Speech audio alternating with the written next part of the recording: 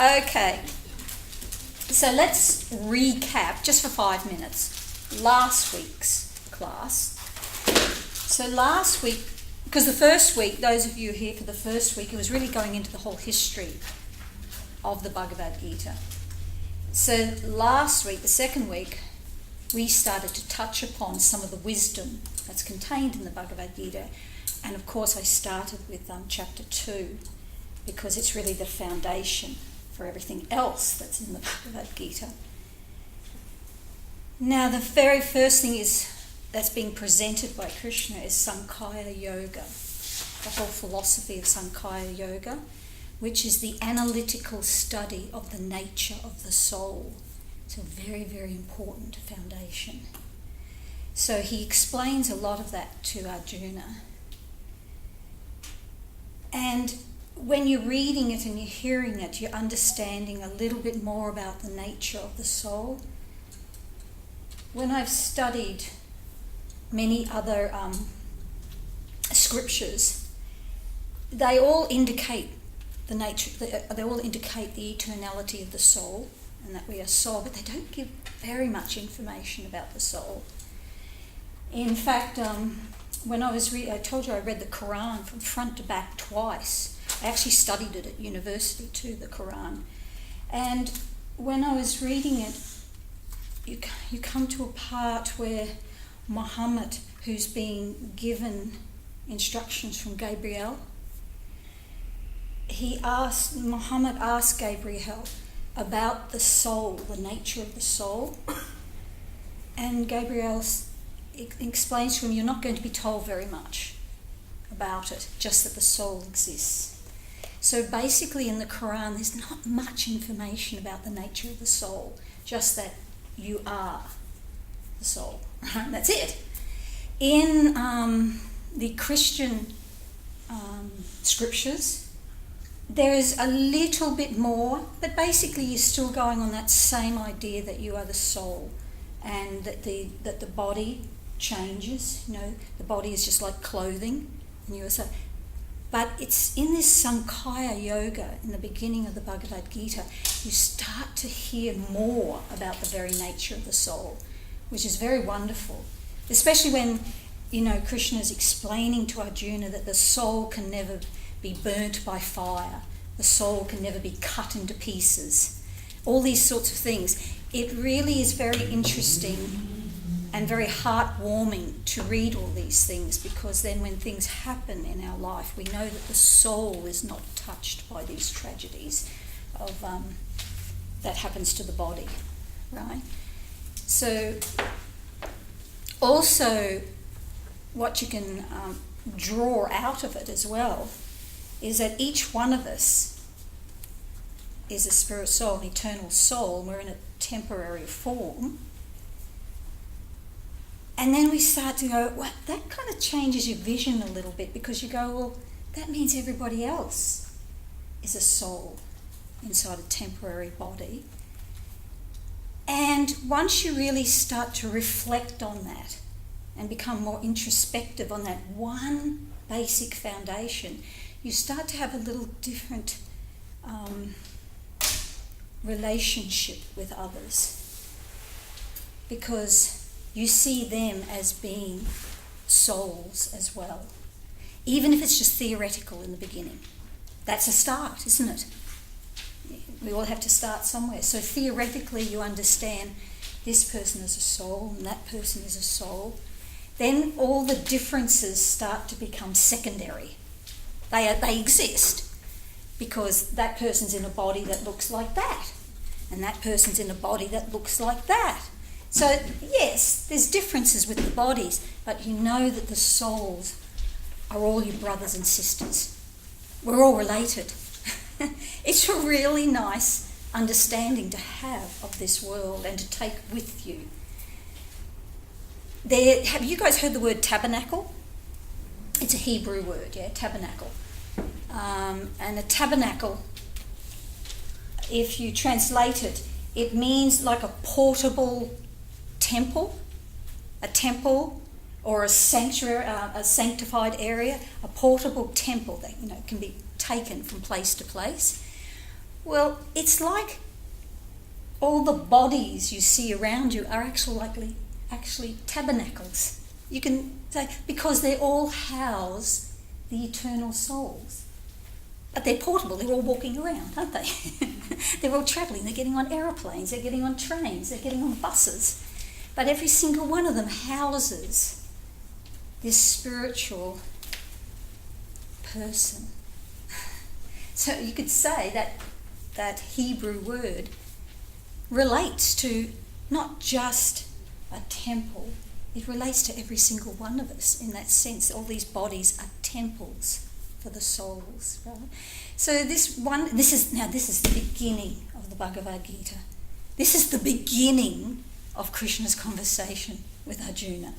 And he's already taken us there. He's already taken us out there with this wonderful understanding that we can start to apply in our life. And yes, we will have differences based on our bodies, but if we can go, but I acknowledge that that person is my brother or sister, you start to handle things a bit better, don't you?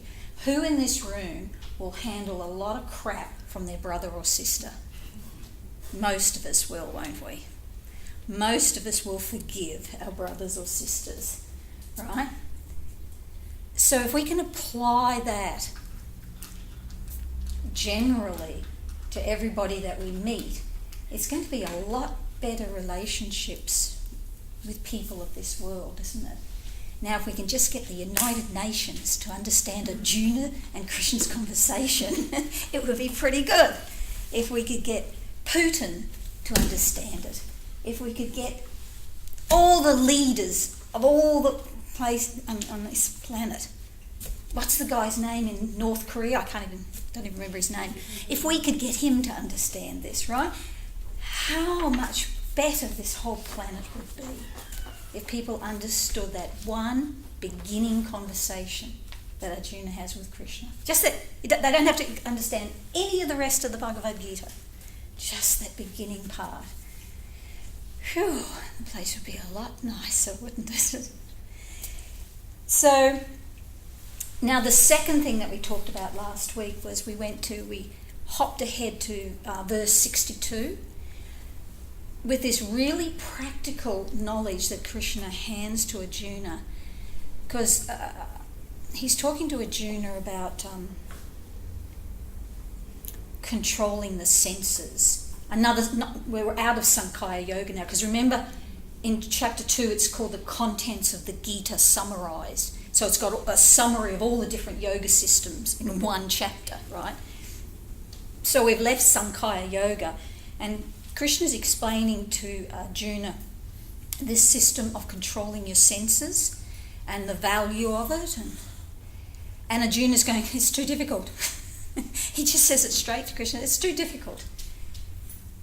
But Krishna's explaining, well, even if it is really difficult, if you're going to try to achieve it to some degree, you'll notice a really big difference in your life. Just to some degree, if you learn to control your senses to some degree, it will make a big difference. It'll make a big difference to your mind, because it means you start to become in control of your mind. That's a huge difference. A huge difference. We don't have to become like the yogis who go up to the Himalayas and sit there in the snow and things like that. They have incredible control over their mind and sense. We don't have to do that. But we can just have a little bit more control over our minds via the senses. Once again, this is going to make a huge difference to our lives. So Krishna's explaining, remember that the verses we read last week, while contemplating the objects of the senses, a person develops attachment for them. And from that attachment, desire arises. I want. Or we might say, I need. But actually it's I want. Okay. So, and then Krishna explains the whole pathway that takes place then. So now I've seen something, heard something, tasted something. In some way I've taken this in through my senses. And it can be an object. We always use an example like a pizza. You know, you're sitting there at home, you've had your dinner, you're really not hungry. Had your dinner, you're sitting down relaxing, and on comes this incredible ad for a pizza. And the ad is so good, you swear you can smell it. You know, that because they have steam coming out, you know, on the picture. So you swear you can smell that steam coming off that hot pizza, right? So you're sitting there, and so you're contemplating the object of the senses, and from that desire arises. So if you really got no control over your senses, you go and jump in the car and you go down to the IGA that's still open at 9 o'clock at night, and you buy a pizza that you stick in the oven, right? If you've got a tiny bit more control, you go, I'm adding it to my shopping list tomorrow, right? So that's, you've contemplated something and then you've desired it. But what if something gets in the road of you achieving it? So let's not take a pizza, for example, because we can all achieve that, right? We can all achieve going and buying a pizza or something like that. Let's make it that you see, a guy sees this beautiful woman. He just nearly falls out of his chair, and he's looking, oh my God, she is so beautiful. And then he smells her perfume. It's like, whoa! It's like, wow! Then he hears her voice. Oh, she's got the sweetest voice. All the senses are taking in, right? And he starts wanting to know this girl, right?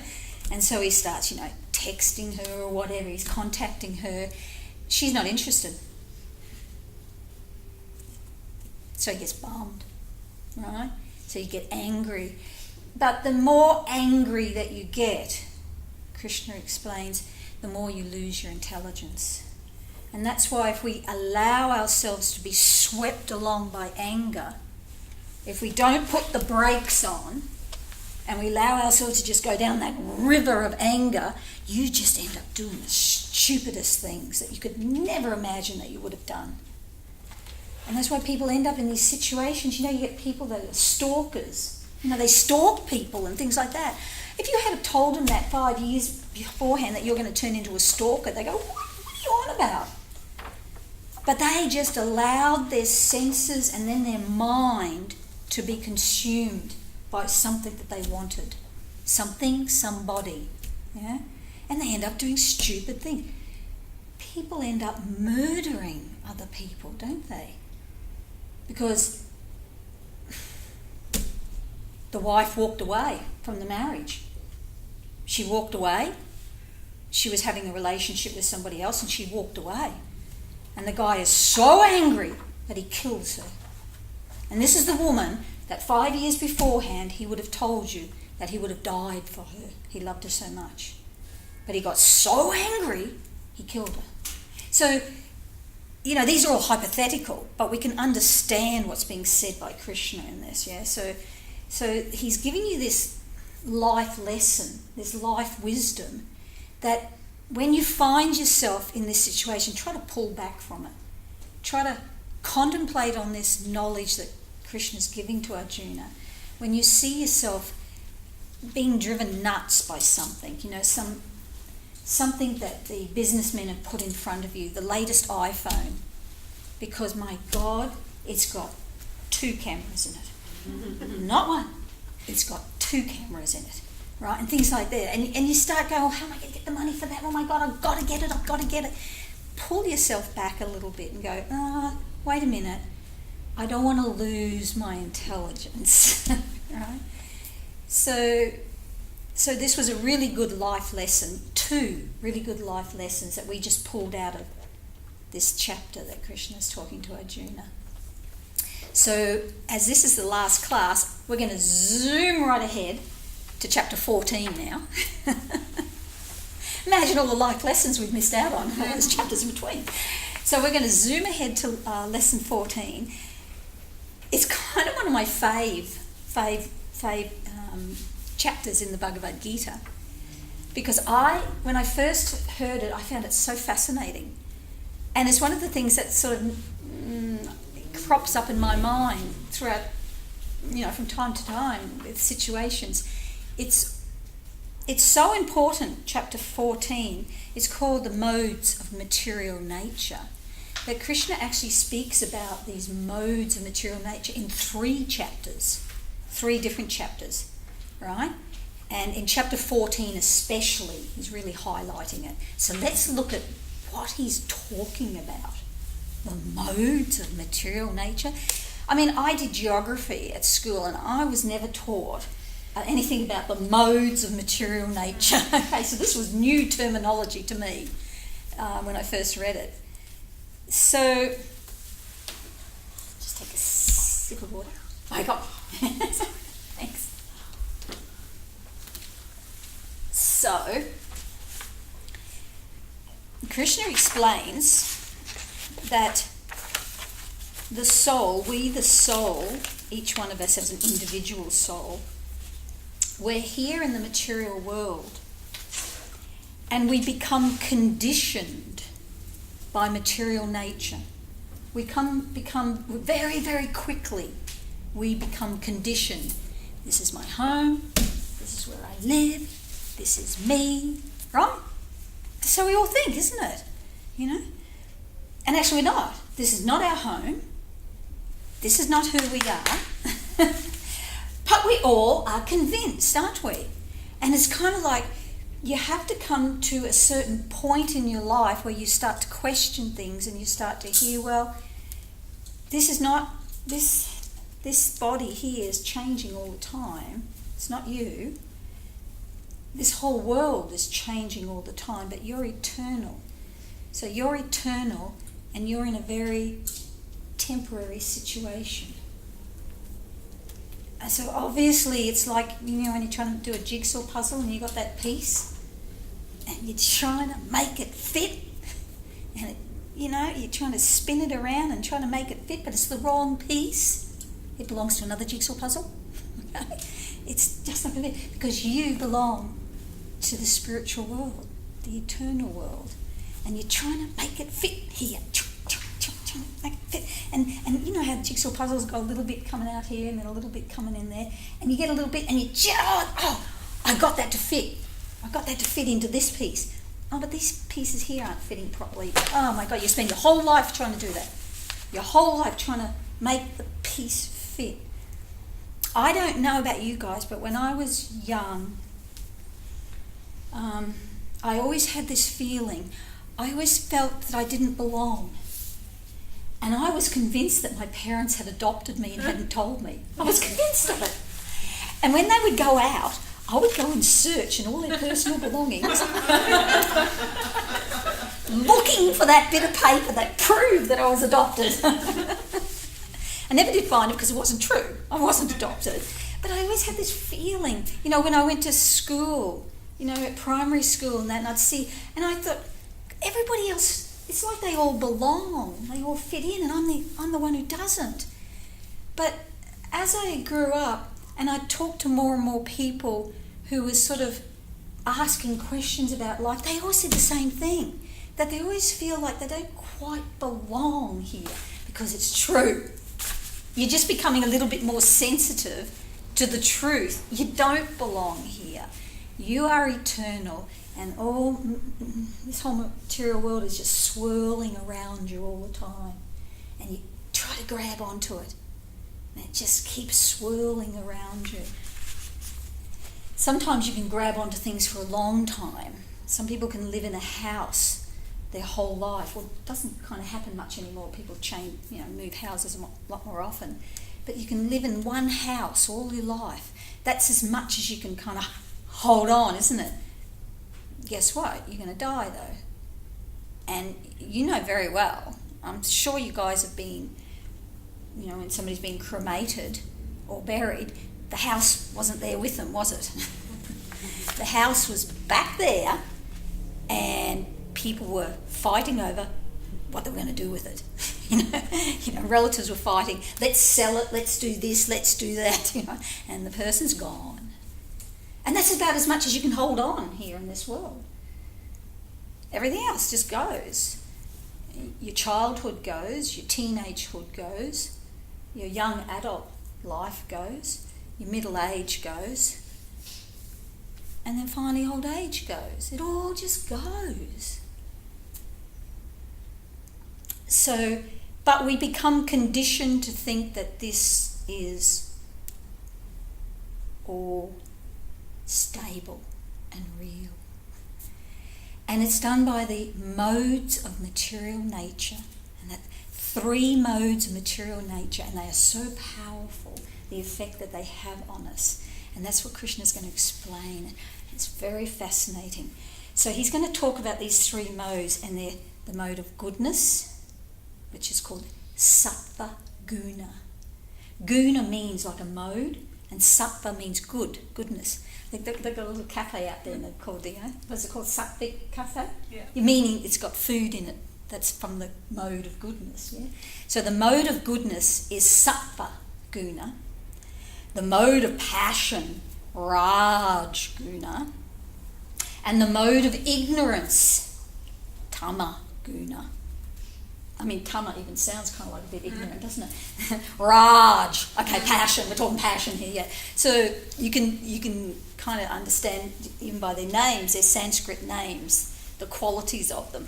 But Krishna explains them now to Arjuna, and he says, and this is verse 5. Material nature consists of 3 modes: goodness, passion, and ignorance. When the living entity, that's the spirit soul, comes in contact with nature, O Arjuna, he becomes conditioned by these modes. Now he's going to explain more. Verse 9. From the mode of goodness, real knowledge develops. From the mode of passion, greed develops. And from the mode of ignorance, foolishness and madness develop. So these are some of the qualities of each of the modes. Okay, let's go into them more. So these modes affect us throughout every day of every week of every year of our life. And they affect, these 3 modes affect every part of our life.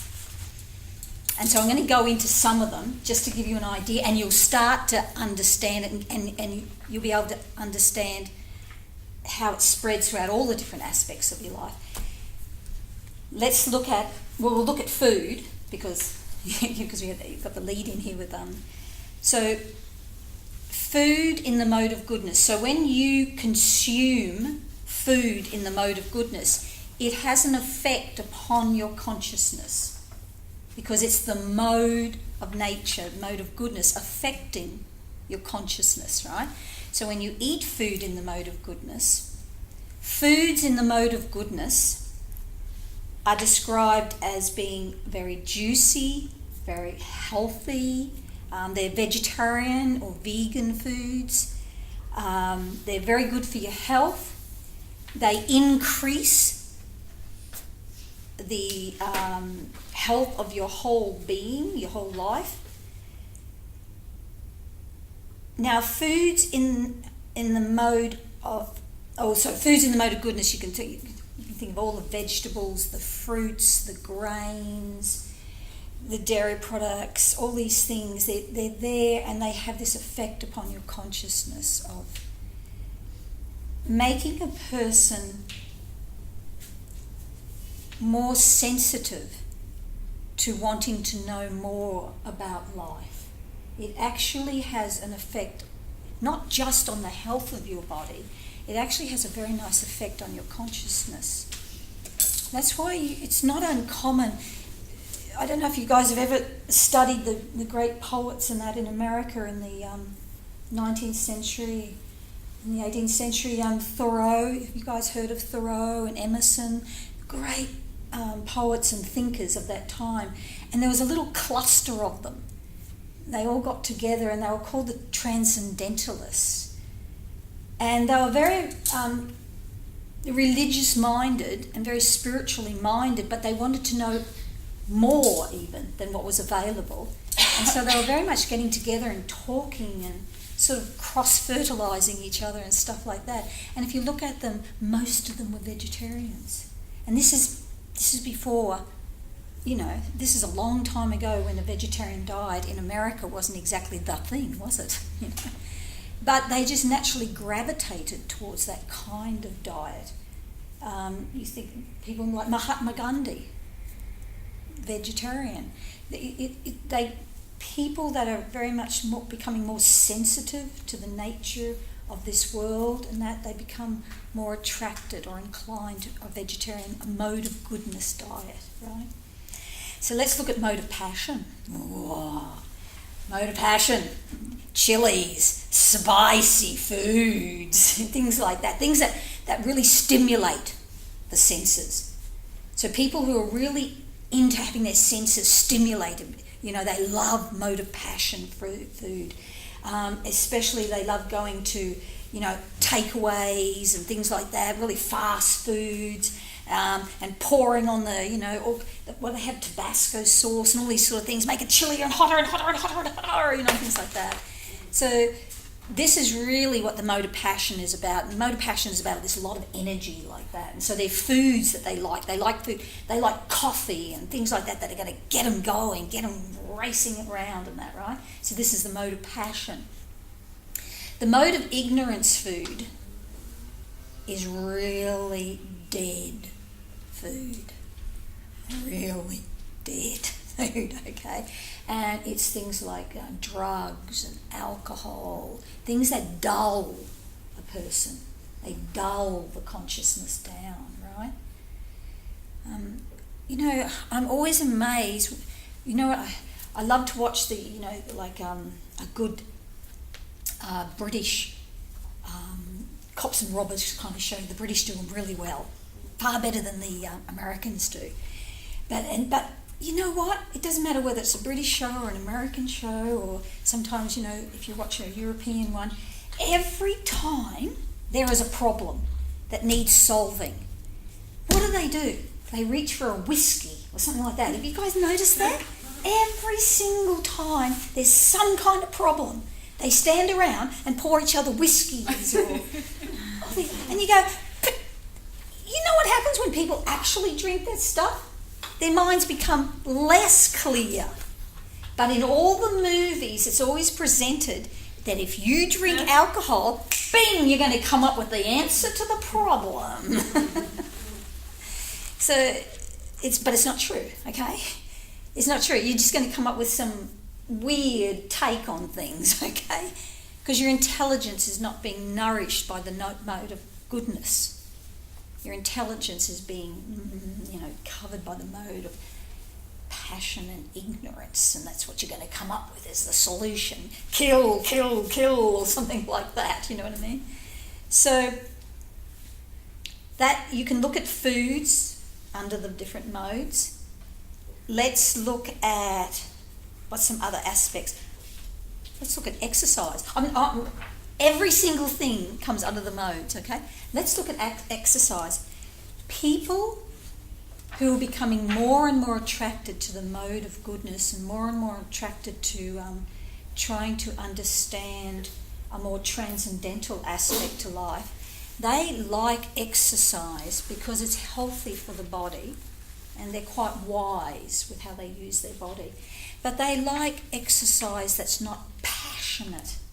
So you'll see they like some nice hatha yoga. They'll like to go walking in the bush. They'll like to go for a swim. They like to do things in nature, and they like these things that really support the body and bring health to the body and really calm the mind. That's like exercise in the mode of goodness. Now, exercise in the mode of passion, they are so competitive. People in the mode of passion. That's all the people that are in the Olympic Games. They have to be in the mode of passion. They have to be very competitive people, and people who get up very early in the morning and they train really hard. And you're sitting back, somebody in the mode of goodness or the mode of ignorance cannot understand the amount of training that they put into their daily life, because it's a different consciousness. And even somebody in the mode of passion might take something, say hatha yoga, which is basically in the mode of goodness. they'll take it and turn it into a competitive sport. Who can do the best headstand? Let's have a competition, music happening, woo, your headstands happening, points awarded. Oh my God, that's not what it's about, okay? But they have to bring this passion and this competitiveness into whatever they're doing, right? But usually they like really competitive sports. Sports where you win something, a medal, put the medal on the wall, whoa, and then check it out until you're 97 and all you can do is just vaguely see it, I won that. People in the mode of ignorance don't do any kind of exercise whatsoever. If they get out of bed that day, that's it. That was the exercise, okay? They are not attracted to exercise at all, okay? So let's look at places where you live have a great effect on your consciousness, but your consciousness also directs you to wanting to live in a certain place. So, of course, places in the mode of goodness, what are they going to be? They're going to be nature, beautiful places, right? Even if you live in a city, you will have a garden around your house. Even if you live in an apartment, you'll have plants growing in your kitchen or something. You know what I mean? You'll bring that mode of goodness aspect into wherever you're living. It will be very important to you to do it. You won't feel comfortable unless you've got mode of goodness in your residence where you're living. So the mode of goodness, and of course being in a garden, even if you're in the city and you've got a lovely garden and it's very peaceful there, very nice place to go and sit and contemplate, a place to sit and do japa yoga. It's very nice, very attractive to somebody in the mode of goodness. Somebody in the mode of passion, what are they going to love? Being right in the heart of the city, being there where all the action's happening, yeah? And the lights all night long, there's red lights and yellow lights, and there's police cars going down the track, and there's this happening, and everything's open 24 hours a day. My God, that's so exciting. And if somebody in the mode of passion goes out into the countryside, they're pretty bored pretty quickly, okay? They want to get back to where the action is, right? It's people in the mode of passion who build cities. It's their passionate nature that builds a city. It's the intelligence and of a person in the mode of goodness who'll build a beautiful place out in the countryside. People are into oh God, my brain's gone. What's that form of farming that they have here in Australia that developed in Tasmania? Permaculture.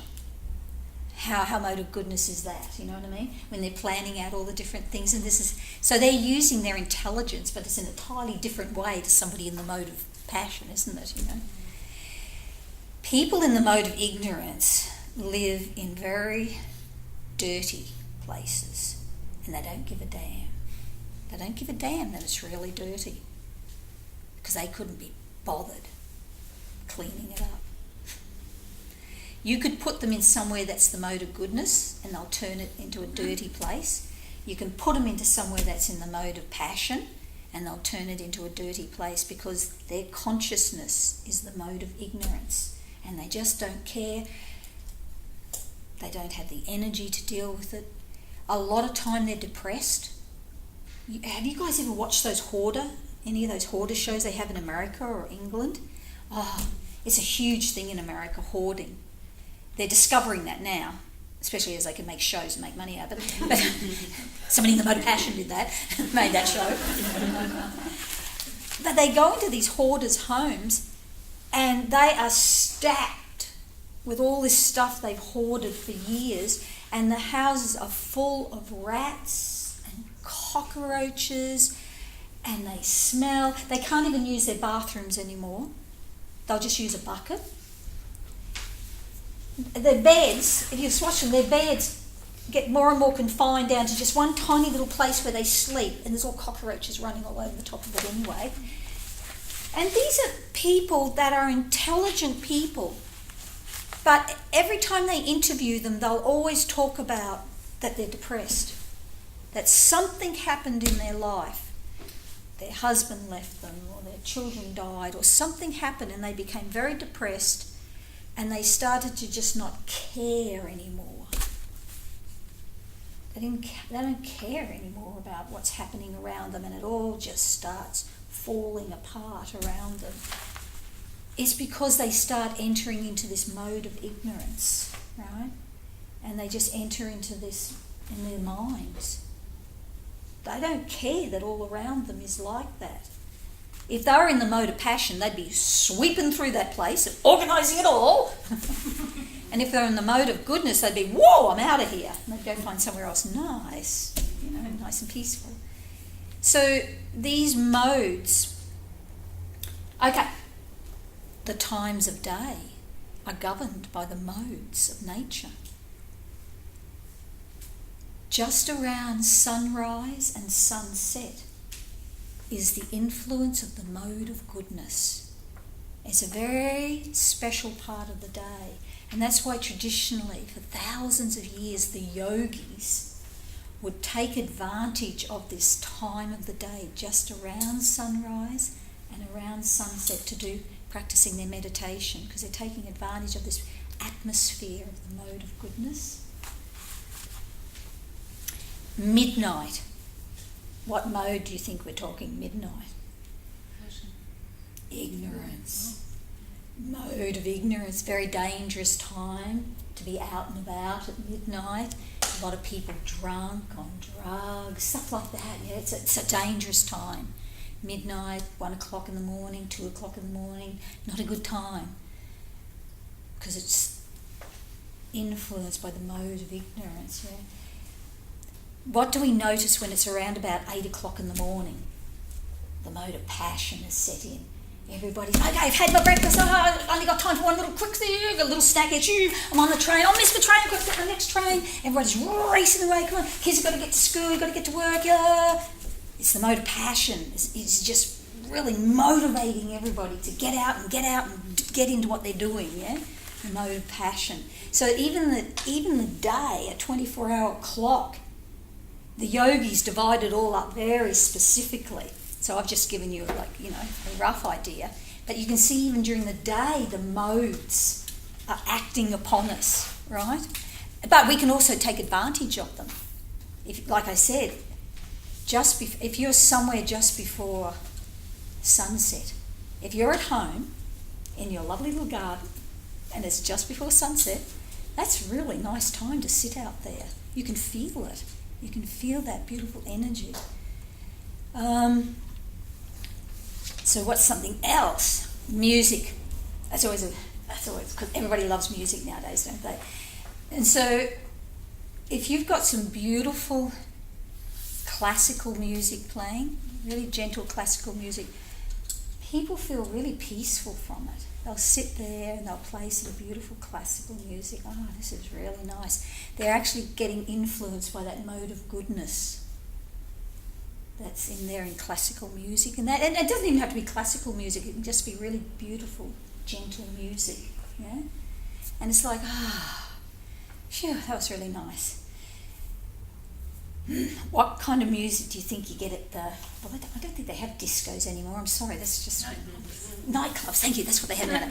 What do you think that they play mode of goodness music in nightclubs? Do you? They play mode of passion, isn't it? It's like loud and it is driving you to buy more alcohol, buy more drinks, hit off the person next to you, the chick next to you or the guy next to you sort of thing. It's just putting you in this mode of passion, isn't it? Right? So that's what that music does. And there is actually music that's in the mode of ignorance. And what it does to a person is it influences them to do horrendous activities, to go and kill people and do all sorts of terrible things. So there is music that is also in the mode of ignorance. So even music comes under these different modes. When we're talking about transcendental music, kirtans, mantras are not in the mode of goodness.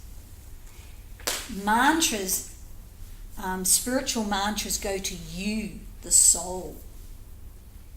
and they're food, they're nourishment for you, the soul. And that's why they're on an even deeper level. It's not even just that they're making you feel relaxed. It's beyond that, okay? So mantras are not the mode of goodness. They're transcendental. But when you take music that's here in this world, you can see there's all different influences just of the music alone. Yeah? You could test it out yourselves sometimes if you wanted to. Go and put on some head-banging music. Real mode of passion music. And you'll probably get more housework done with it. If you put on music that's in the mode of goodness, you'll probably get less housework done because you'll just want to sit down and really enjoy and relax with it. And music in the mode of ignorance will probably frighten you. So, what else have we got? You guys getting the idea? When I gave you guys those things, I wrote out a chart and I put all kinds of aspects of our lives and I put them under the mode of ignorance, passion and goodness and pure goodness. That's transcendental. Yeah?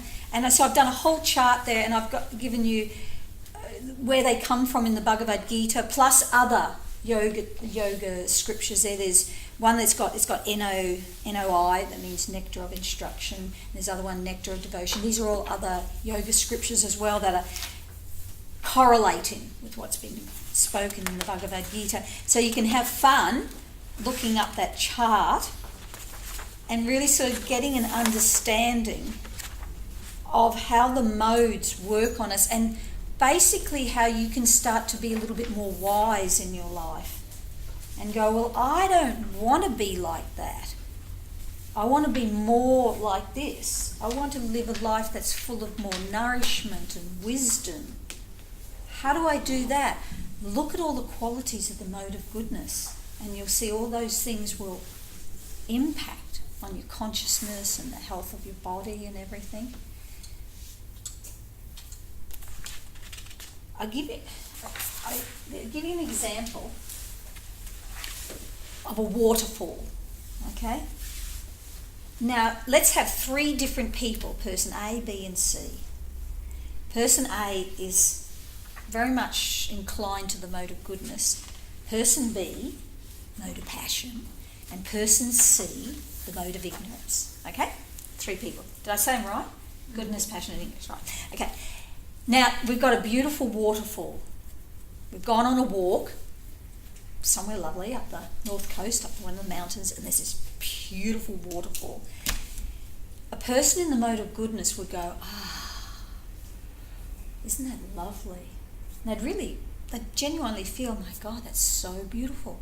Sometimes you're so astounded by the beauty, in nature. It's like you can't comprehend it. You go, oh my God, that is so beautiful. A person in the mode of passion, they'd be really walking that walk, getting that energy, getting that exercise, really into the walk. They've probably got headphones on, they're listening to music, they're really into the walk. They stop and they look at a beautiful waterfall and they go, oh yeah, that's really beautiful. Oh wow, that's so beautiful. We could buy this. We could set up some chalets there. We could really rip a business here with this. Oh my God, yeah. They know it's beautiful, but their mind's just going with passion how they could use it, right? Like that. Somebody in the mode of ignorance, well, they didn't actually even go on the walk. But let's pretend they went on the walk. They're asleep in the car. Yeah, they're asleep in the car. Let's pretend they just smoked some dope and they're asleep in the car. But let's pretend somehow or other they got there in front of the beautiful waterfall. They'd sit there and they'd look at everybody and they're looking at the person in the mode of goodness. And they go, why are they so jacked up about this waterfall, God, honestly, if they say one more time the word beautiful, I'll shoot them. They just can't. It just doesn't really do much for them at all. It just doesn't excite them. It doesn't interest them. Nothing. Can we go back to the car? I'd really like to smoke some more dope. Now, this is three people. They're all actually underneath it all, underneath all this here, and underneath all the influences of the modes of nature, they are all spirit souls. But they're all covered by different modes, aren't they? And they're all reacting differently to a waterfall, which the waterfall is not doing it. The waterfall is not going, oh, when that person comes, oh, I'm going to make sure they're really attracted to me. You know, when that person comes, you know, the waterfall is neutral, isn't it? The waterfall's neutral. It's the perception of each person that's different, isn't it? And that perception, that attraction is coming from the modes of material nature and the effects that they have on us. Now, obviously the mode of goodness is a more preferred mode to try and come under, try and be like, isn't it? Well, maybe some people think the mode of passion is pretty groovy too. But I think we can all agree the mode of ignorance is out the window, can't we? So, oh my God. I think some people didn't agree. So, but the reality is the modes are always shifting. It's not that you can go, okay, my life's goal is I'm going to live my life under the mode of goodness. It doesn't work because it's still material nature and everything's shifting around us here in the material world. So like I said, even in a day, you've got different influences of modes. So even somebody in the mode of goodness, they may be influenced by the mode of passion in the morning. And they may race around a bit more than they normally would and things like, you know what I mean, like that. It's not a solid platform on which to base your life. I'm going to base my life and really aim for the mode of goodness, and that's it. It's not a solid platform because it's material nature and these modes shift around you all the time. But by Krishna speaking about them, explaining them to us, you can start to understand and examine yourself why you do things more often, right? Some people, they might say, okay, those three people that were looking at the waterfall, right? Those three people, that was just different DNA. This person had this kind of DNA, this person had this kind of DNA, and this person had this kind. That's why they had different reactions or something. It's not true, because somebody who's in the mode of goodness and is reacting in such a way, 5 years down the track, he might have turned into the biggest real estate mogul on this planet and he owns that waterfall now and the entire estate set up around it, okay? He turned into somebody influenced by the mode of passion or something like that. You know what I mean? You're not solidly fixed in these different modes. But you can definitely try to live more under the mode of goodness because it is so much more beneficial. The mode of goodness is called the mode that brings happiness. Happiness is part of the mode of goodness. The mode of passion is frustration. And if you ever live with somebody who's really under the mode of passion, artists are under the mode of passion. An artist has to be very passionate about what they do. And they're very much in the mode of passion because they're producing. Yeah? They get so frustrated. And the number of times you'll hear them say the word frustrated. So if you've got a friend or somebody who says the word, I'm frustrated, mode of passion. Somebody in the mode of goodness doesn't get frustrated by things. They're real cruisy people, you know. And they'll just go, oh, come on, take a deep breath. Somebody in the mode of passion is like, oh, I've got to fix this, oh my God, why is this happening, why is this going wrong, oh my God, I'm so frustrated. That's mode of passion, yeah. The mode of ignorance is really a mode of so much suffering. People in the mode of ignorance, get driven to become drug addicts, all sorts of terrible things that are just full of suffering. But if you can take somebody who's in the mode of ignorance and you can put them into a more mode of goodness life, give them a good mode of goodness diet, clean them up, put them into let them be influenced by the mode of goodness, they will start to come out of their ignorance, right? And they'll start to experience touches of happiness. But while they're in the mode of ignorance, they will not be happy people. And that's all there is to it, because they're under this mode of ignorance. So, did you guys find that kind of really fascinating? That we, the soul, the nature of the soul is that we are full of bliss and knowledge. But when we're covered over here in this material world, we get covered over by these modes and we just continually battling against them. Sometimes we feel a lot happier than other times. Okay, maybe we're in the mode of goodness for a year or 2 or 3 or 4 years, and then we back into the mode of passion and we're just frustrated and we're full of plans, endless plans. People in the mode of passion have endless plans. I mean, these big cities wouldn't get built without people in the mode of passion. And then sometimes we slip into the mode of ignorance and we become very depressed and unhappy. So it's just this whirlpool of the modes. So the more wise you are about your choices of what you want to do, the more you'll be inclined to make wise choices.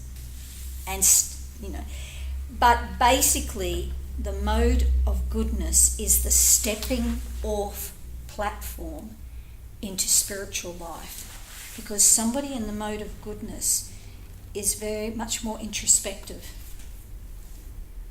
because that's how their minds work.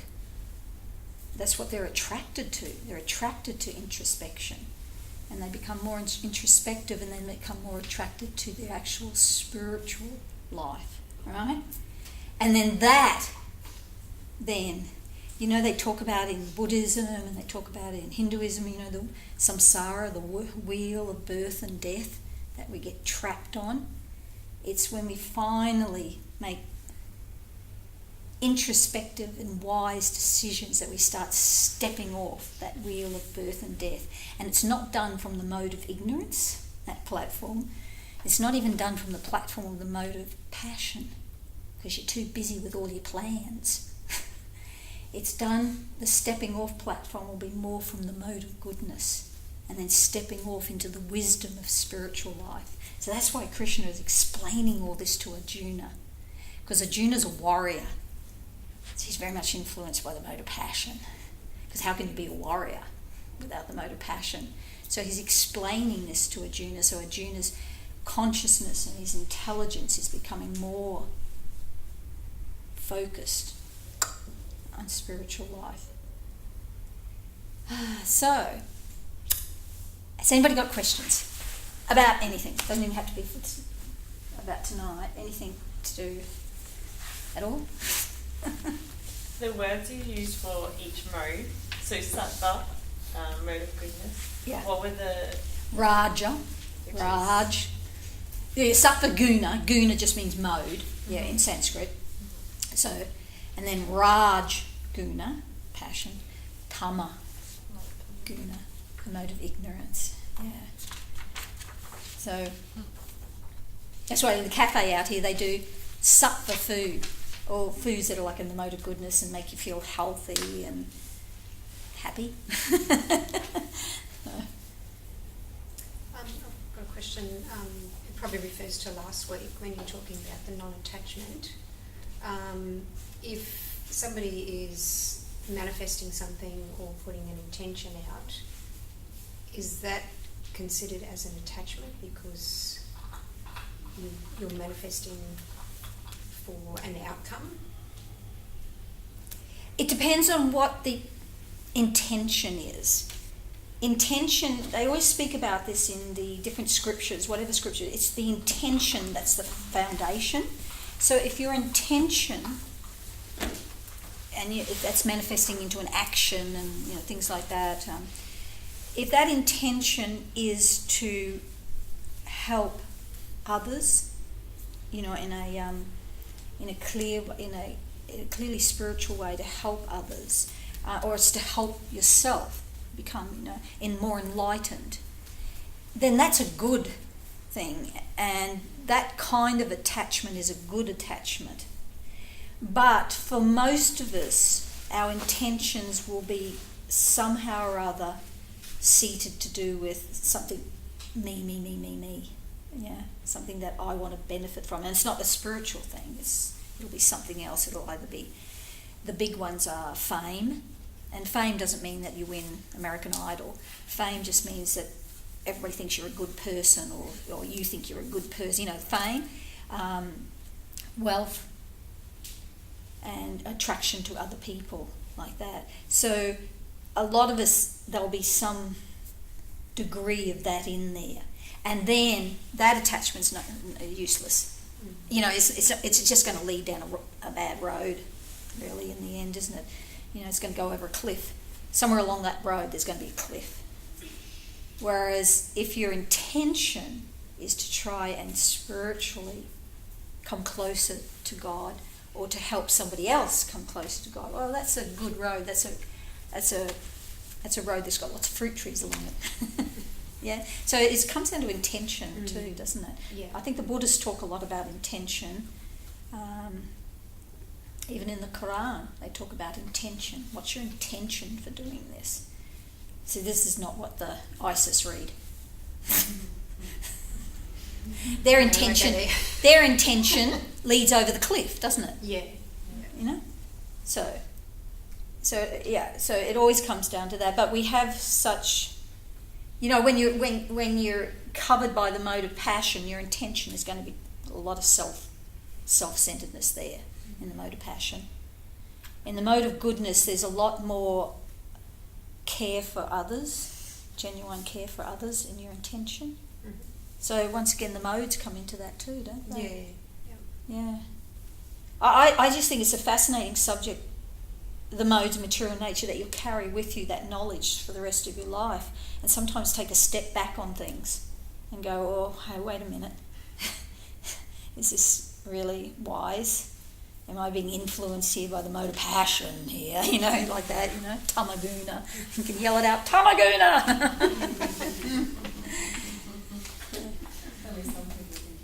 Yeah, oh, absolutely. Absolutely. I listened to some YouTube clips and a podcast by, I think it's Tara, Brach. She's American and she follows Buddhist teachings. Yeah. And anyone who's interested, look her up. She's amazing.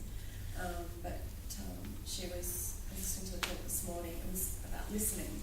Right. And really listening, listening to hear, not listening to respond. Right. And it's all very similar. There's so many similarities. Absolutely. The thing that keeps coming up for me, which I find really interesting, is ego. And everything you're talking about is about your ego. Like, are you for fame or money or whatever it might the big be. ones. And again, that's all mode of ignorance. Mode of passion, a lot of mode it. of ignorance, depending on, as you say, that intention. But it's interesting. I think because we live in cities, like Brisbane's a city, there is a lot of mode of passion around us, isn't it? So we do bump up against it a lot. Yeah, totally. But then, you go to people's individual houses and you'll see their consciousness is there because they'll make it more of a good mode of goodness kind of environment they live in. Yeah. And that word you're using, intention, you used the word intention then, didn't you? And that intention can be, basically people in the mode of ignorance don't have much intention. But mode of passion, mode of goodness, intention. And then there's unconscious. And then there's the whole different level. It's the spiritual intention, whole different ball game. Once again, You know, when the great saintly people are speaking, they're not even speaking from the platform of the mode of goodness. No. They're speaking from the transcendental platform. That's a whole other thing. But if we can consciously understand the benefits of the mode of goodness, that's a big step in our life, isn't it? You know, our lives will certainly look and feel a lot different to a life that's been really cosseted, really, you know, attracted to the mode of passion, you know. And it doesn't mean that people in the mode of goodness can't achieve things. They do. They're just not so damn driven by it, you know what I mean, as the goal of life. You know? Yeah, you talked about that earlier with you know, being in different modes at different times, and I think like it's easy to get stuck on something and say, oh, you know, just say like, you know, let's just go and live a life of goodness, or you know, and go from passion to goodness or ignorance to goodness. But I think that there's value in all of it at different times. You know, there's times in our life where you have to dig your heels in and work hard. Yeah. Yep, you know, absolutely. You're at uni, or you know, Yeah. you're a mum and you've got to look after the kids, or whatever that might be. So I think that there's, you know, there's reasons why they all exist, and we go in and out of them. But you can wisely use them then. Yeah. And I think it's about balance too, isn't it? You know, you can be at work during the day and you've really got to get in and do your work. But you can take a lunch break and go for a walk and do some meditation and listen to some music and eat something wholesome and nourishing. Yeah, exactly. And it's having that, that's that wisdom. That balance, It's that wisdom of understanding. That's why, I mean, once again, we come up against the mode of ignorance is pretty useless. I mean, it's there for a reason. But it's very difficult. But once you understand it, you can make a wise decision. I'm not going to go in the middle of the city where all the nightclubs are open at midnight. That's a pretty dumb thing to do. It's dangerous, and I'm just putting myself under the mode of ignorance. Instead, I'll do something a little bit more wise with my time. You know what I mean, like that? Yeah, it's a framework, isn't it? It's a framework to be able to have an understanding and to have awareness. And I think that's really important, especially in today's day. Yeah. Today is very much caught up in the mode of passion. People, here's another interesting thing that Krishna explains to Arjuna, that people in the mode of passion worship other people. What that means is not like, you know, that they've got somebody on their altar and they're worshiping a person. What it means is they really deify achievements that other people in the mode of passion achieve. And that's why you have like Time magazine, you know, Man of the Year or Woman of the Year, and it's somebody who's achieved, you know. And, you know, you're always hearing about it in the media, people.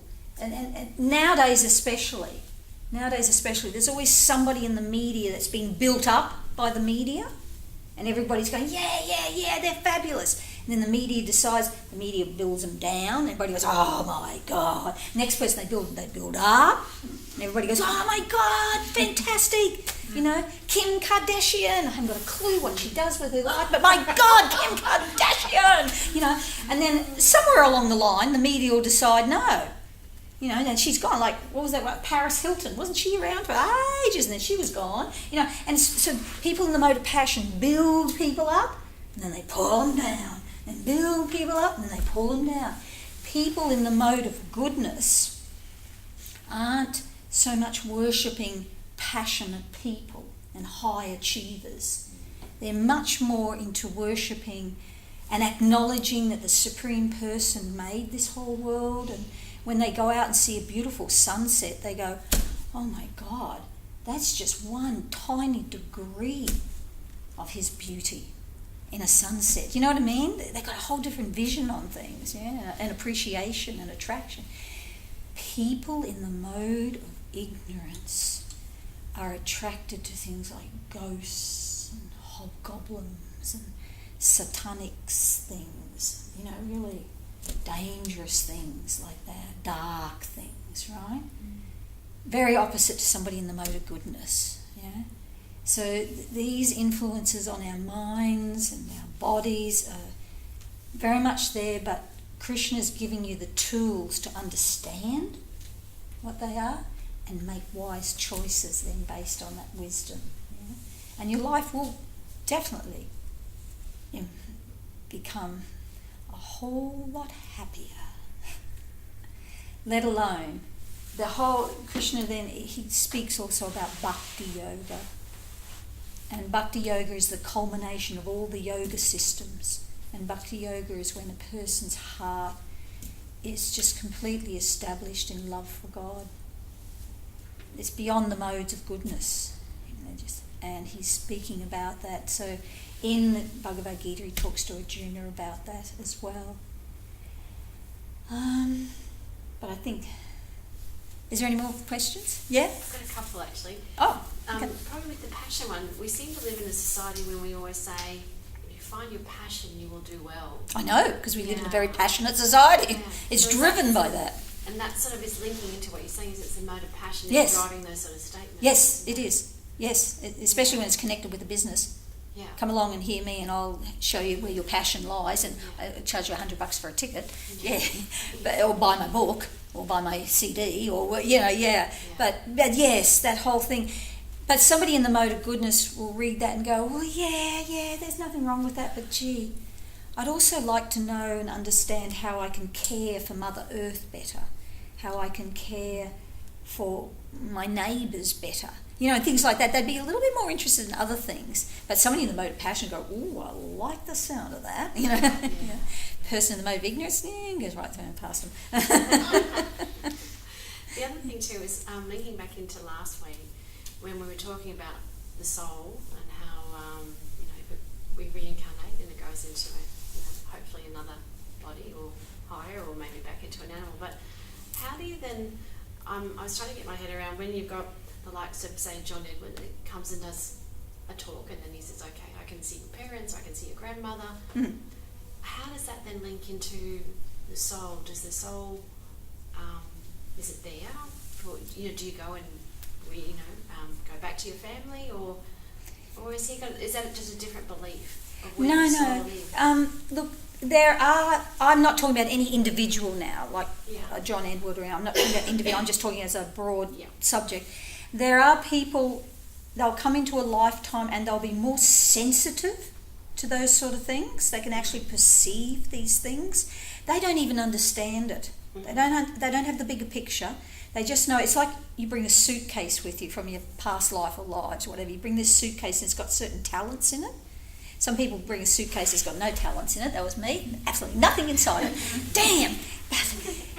And then I married my husband. He's got this suitcase that's just jam-packed full of talents, and it's just not fair because he didn't have to strive for them or anything, right? So we come into this lifetime and we'll have, like I'm just being hypothetical, with a suitcase. But in that suitcase, some people will be like, by the time they're 3 or 4 years old, they can dance really nicely, really well. That's coming from their past life. They're bringing that desire with them. It wasn't enough that last lifetime. It still kept coming in this lifetime. And you see some of these great musicians, they're 4 years old and they can do a piano. You brought that from the past life, okay? And that's talents, right? But there's some people come and in that suitcase there was like psychic abilities and they don't even understand it. Mm-hmm. It's just there, they know it's there. And at some point in their life it starts coming out and they start to be able to perceive things and they go, oh well, I can see this, I can see that.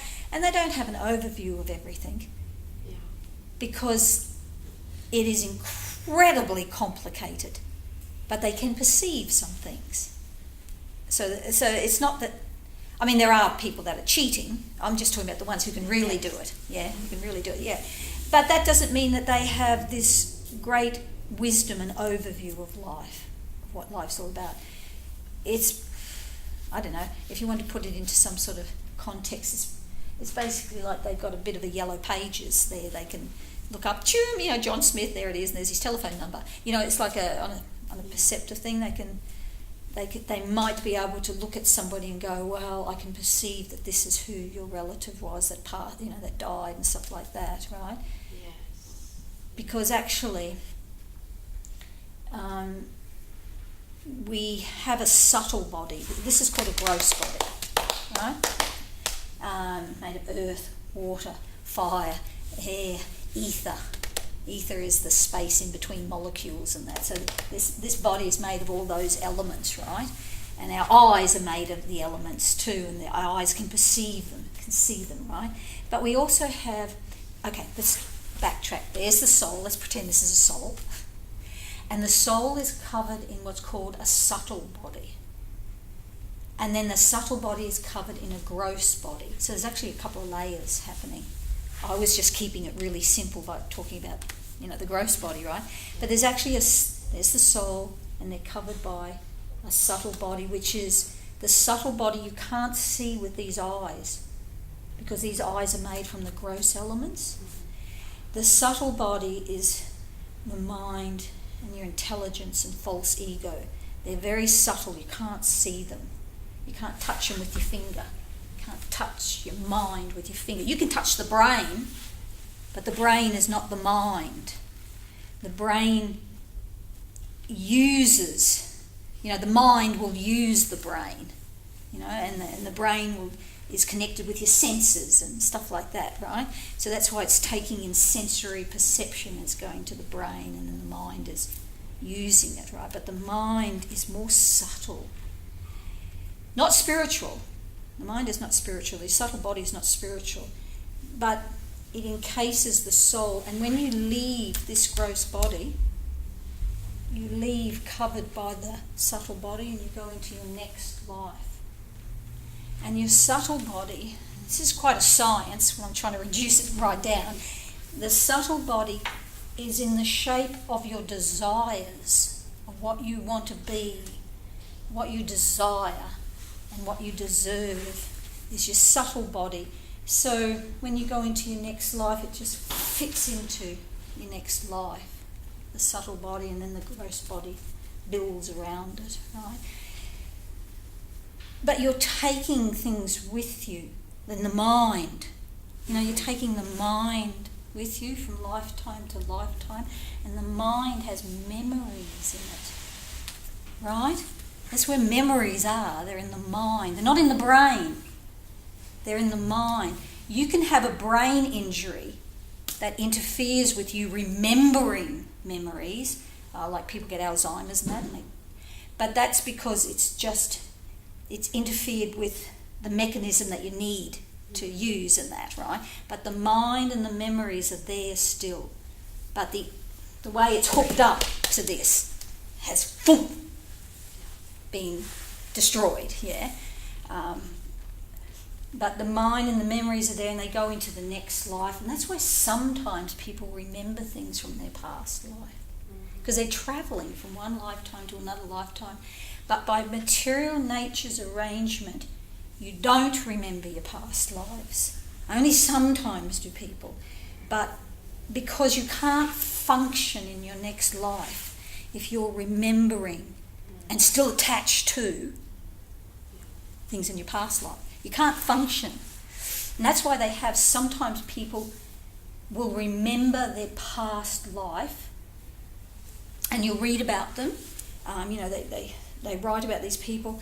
There's a little, I'll give you a hypothetical example, but they're based on real things. There'll be a little girl, or a little boy, it doesn't matter, a little girl, and she's little, but she remembers that she lived in a certain village somewhere, yeah? And she was married and had children and whatever. She remembers the name of the village. She remembers the name, whether she was the husband or the wife, it doesn't matter. She remembers her children. She remembers it. And she drives her parents nuts until they go, okay, she's heard about this somewhere or something. Where did she get this information? No, she's 3 years old. She didn't hear about this. So they get on a plane and they go to somewhere, a completely different country. And they go, they find that village is there, and they go, and this little girl remembers it. That was my house, because it was only 3 years ago she was living there, right? that was my house there. And they go there and they talk to the neighbours, and it's true. A lady or a guy, doesn't matter, used to live there, but they died 3 years ago, and that was their name, and that was their children, and that was that. So how? The kid can't get on with their life while they're remembering their attachment to their, you can't. So by material nature's arrangement, For most people, you don't remember your past life. So you get on with this life. How are you going to marry somebody again? If you were married before and you actually loved them and you had children. Now you're going to start another life with another set of children. How does that work? You know what I mean, like that? It's just would cause so much trouble for us. So in each life, the memories are locked away. It's like a filing cabinet. They're locked away. And then you get on with your next life and you create a whole bunch more memories. And then they're locked away. Then you get on with your next life and you create a whole bunch of memories and they're locked away. But sometimes people can perceive those things. That's what a psychic can do. He can perceive those things. He doesn't even understand it because it's so complex. So complex. Right? In the 70s, there was this philosophy that came out of America.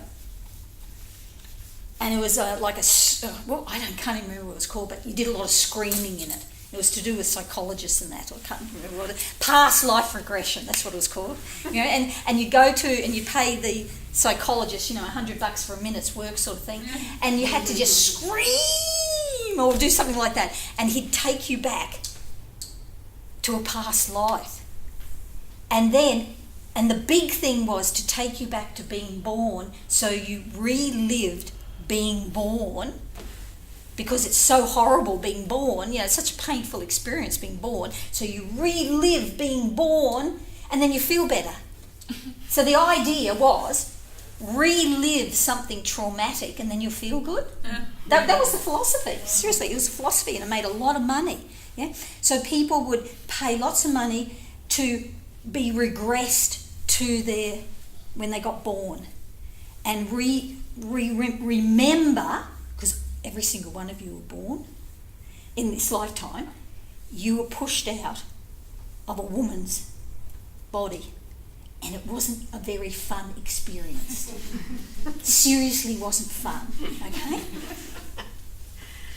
If you're really lucky and the mum was into like home births, gentle music playing, and you had a really groovy birth, that's as good as it gets. And you come out and you've been in this dark womb for months on end, and the womb, see, the womb's like this room, except in this room those walls stay exactly where they are, don't they? When you're in the womb, you get bigger and bigger, and the walls, you get closer and closer to the walls until it gets to a point where you jam up against the walls and you've seen the babies in the womb, but by the 9th month they're like that. Yeah. So that's what you in this room, all in a fetal position, because it's a bit like Alice in Wonderland, yeah? Because the walls stay there and you just get, and then all of a sudden, one day, that door and the walls start going woof, woof, woof, and the walls start pushing you head first if you're lucky, head first,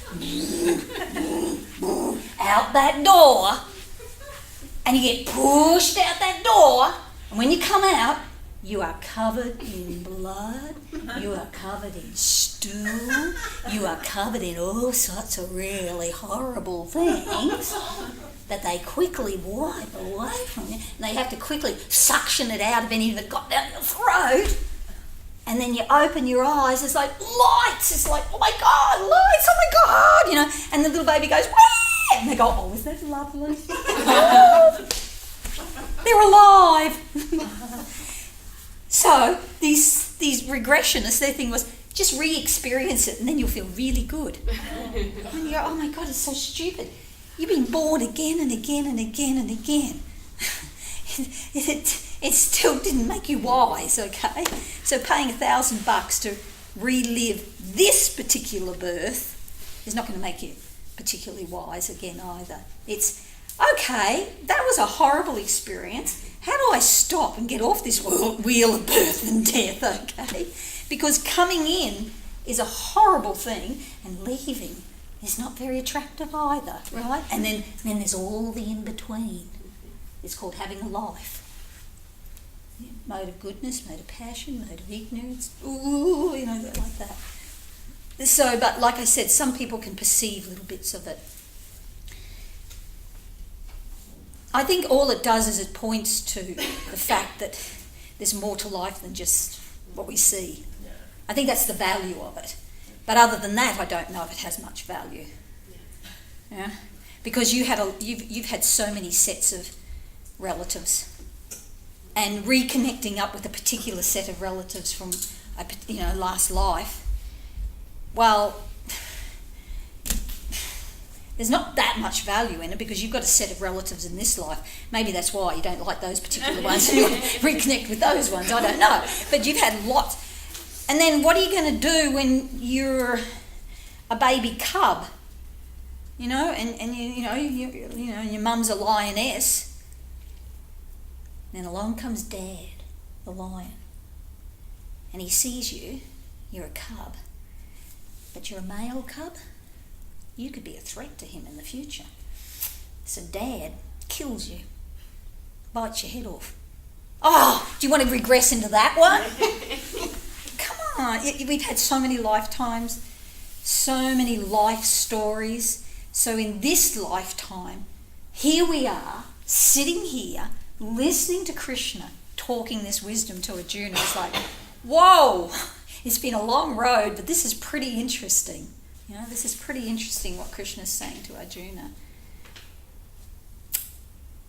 Yeah. How do we okay, so we've heard all these wonderful things. How do we move forward with this? How do we... Yeah. Yeah. It's very interesting. The Bhagavad Gita, Krishna spoke the Bhagavad Gita to just re-explain the lost knowledge of the whole yoga system. So that's what he's doing. That was his purpose, and that's what he does perfectly. He explains the whole yoga systems and where each one of them leads to. Where does Sankhya yoga, where the Raja yoga lead to, and where does Bhakti yoga lead to? And then he explains that Bhakti yoga is the highest form of yoga and it leads to the perfection of human life. So that's what he explains. So in the Bhagavad Gita, he doesn't then explain the next step. He's just building all that solid foundation of knowledge and wisdom. But in the yoga text, then it goes on to explain how a person then revives their love for God, and it's a whole beautiful system. But in fact, it's very simple, and it's really based upon things like hearing and chanting the mantras that are the names of God, because that revives your relationship with God. If you sat there, are you married? A relationship. Okay, what's the name? Russell. Okay. If you sat there and you sang about Russell all day long, well, after I'll get bloody boring, but let's pretend it doesn't get boring, singing about Russell all day long. But what it does is it reminds you of Russell, doesn't it? And so when you go home, it's like, Russell! Because you've been thinking about him that day, haven't you? That's what chanting mantras, the names of the Supreme Person, is about. It's about chanting the names of the Supreme Person and starting to become attracted to him again and wanting to have a relationship with him, wanting to know him. And it's reviving and opening up what's already fundamentally there. We all have love for God in our hearts. It's not like every single person does. It's just we've covered it over. Like the Berlin Wall did a really good job for a few years. This is beyond the Berlin Wall that we've built around our love for God. But we gradually engage in activities that open up our love for God. And even Russell loves God.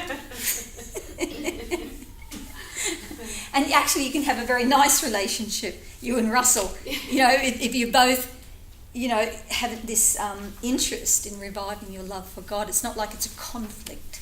It's not like it's a conflict between your love for each other, because it's natural.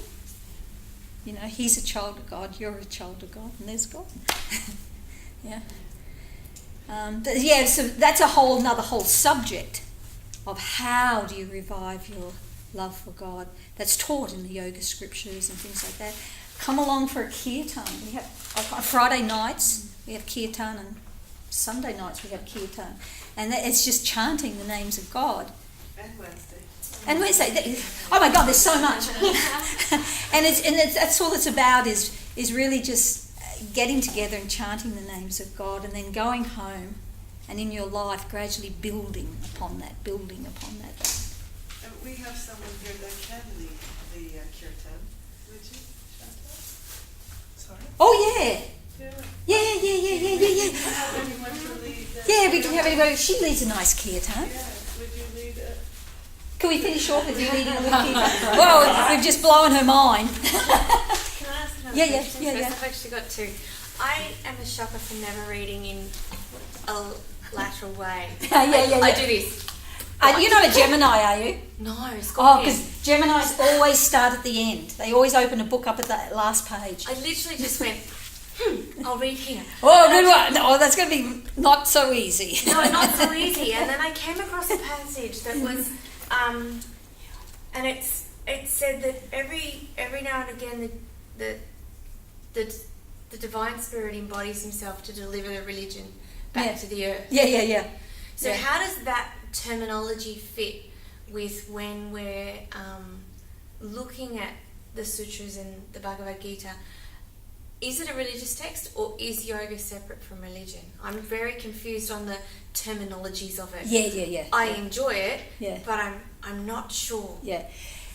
If you look at the Sanskrit word yoga in the Sanskrit, which is where it comes from, yoga is not an Indian word or a German word or anything like that. It comes from Sanskrit, and it means union.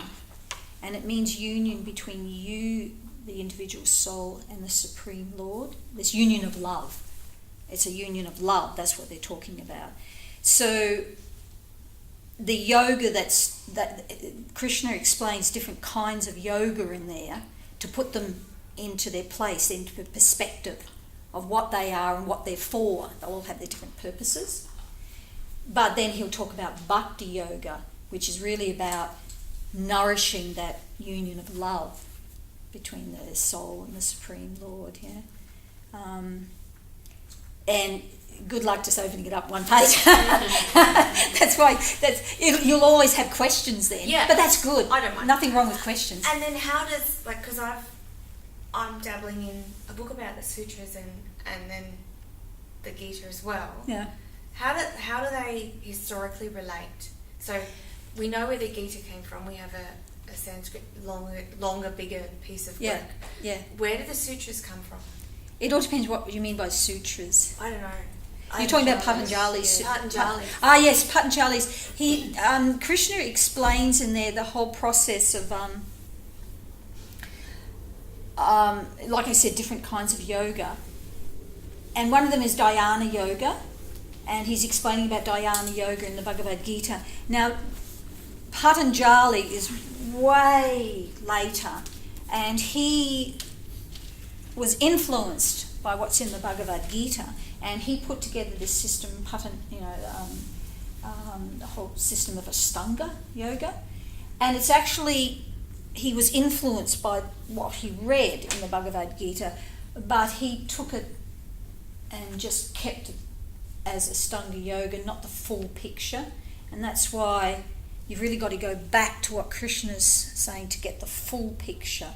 Ashtanga yoga, anga means limbs, and asta means 8 in Sanskrit, so the 8 limbs, that's why he's called it Ashtanga yoga, with these 8 limbs, yeah? So he begins with basically just things like learning to control your senses and things like that, doesn't he? And then he builds up to, samadhi is purportedly the 8th limb, which is being absorbed in the Supreme Person. But basically he doesn't have a full view. Patanjali doesn't have a full view of everything because he's not the Supreme Person. He never said he was. He never claimed to be, right? So he didn't have a full view of all the knowledge, but he has some good knowledge in there. But Krishna is the Supreme Person, so he could give you the full knowledge in the Bhagavad Gita of the yoga systems, yeah. And you're saying, I think, the first thing, Krishna goes through, like, second chapter, I can't remember each one, but then he goes through Ashtanga and then the different types of yoga in the Bhagavad Gita. Yeah, he doesn't call it Ashtanga yoga though, because that was Patanjali called it long time later. Yeah, he's more describing it within the system of Dhyana yoga, and it's actually Arjuna's saying that it's too difficult, and then Krishna explains why it's very difficult, you know, and it is. And then my next question is, where does the concept of subconscious fit in all of this? Subconscious, it's you know, these are just different terminologies that may have evolved in the West and things like that. You know, you have the conscious mind and then what they call the subconscious mind, but actually the mind is very multifaceted and it's subtle, and yes, and like I said, it's got you know, a huge filing cabinet full of all kinds of memories in there and things like that. So the subconscious, it's just a terminology coming from the West, and it's hard to equivalate it with things that are coming out of scripture, you know, out of the yoga texts. But in the yoga text, you get more of an overview, more of what's really happening. So your subconscious can refer to a number of different things in a Western sense. Sometimes people use subconscious in the West to refer to, sometimes you get a feeling in your heart about something and they'll say, oh, it's my subconscious telling me not to do that. You know, sometimes that's the way it's used. And actually, it's just you having a perception of what's right or wrong coming from the Supreme Person. But in the West, they'll call that your subconscious is telling you don't do this. I mean, you know, there's all different ways they use the word subconscious, so I can't exactly explain to you. Yeah. You'd have to be a specific way. I was thinking in the context of things like hypnosis and that sort of thing. Yeah. Those things, some people are very susceptible to hypnosis and things like that. It's just they're more sensitive to things like that. So some people can do hypnosis on other people. They actually can. And they're basically shutting down the mind for a little while and things like that. Or they're accessing the mind. You know, it's all different situations, yeah. But even people who do hypnotherapy and things like that don't quite understand everything and why it works and that. But they just know that, well, it works, yeah. Okay. Have you got a little guitar or anything? Oh my gosh, she's got a harmonium, okay. Harmoniums are really... My father, my father was a musician. He was a very good musician, had his own band and everything, played the piano. And then one time I brought home a harmonium and showed it to him. It blew his mind. Like his piano was reduced down to this. And it's very different to a piano. Why don't I play and you can lead? No, it's okay, you can lead. We don't want to end on that kind of note. Just for 5 minutes or so, yeah.